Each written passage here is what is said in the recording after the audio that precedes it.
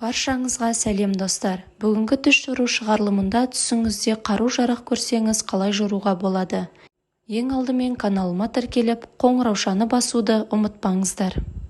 Түсте қару-жарақ, қол өнері немесе соған ұқсас нәрселермен байланысты заттардың барлығы жақсылық пен өркендеуді білдіреді. Найзаға келетін болсақ, басқа қарулармен үйлескенде бұл армандаушы билеушіге айналады дегенді білдіреді.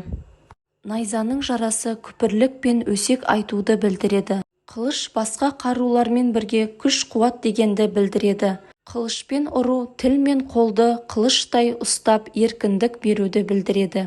Ибн Сириннің айтуы бойынша қылыштың қыны оған ұмтылғандарға күшті көрсетеді деп айтқан. Басқа жағдайларда олар ер баланы білдіреді. Түсте садақ жемісті әйелді, бала, бауыр, сапар немесе Алла тағалаға жақындауды білдіреді. Корпусқа салынған садақ анасының құрсағындағы ұлды білдіреді. Садақ басқа қарулармен үйлескенде күш пен ұлылықты болжайды. Түсіңізде қарусыз адамдардың арасында қару болғанын көрген адам біреудің үстінен билікке ие болады. Егер бұл адамдар қарт болса, достарына билік жүргізеді.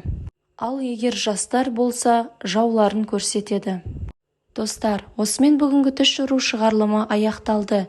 Видео ұнаса лайк басып, каналыма тіркелуді ұмытпаңыздар.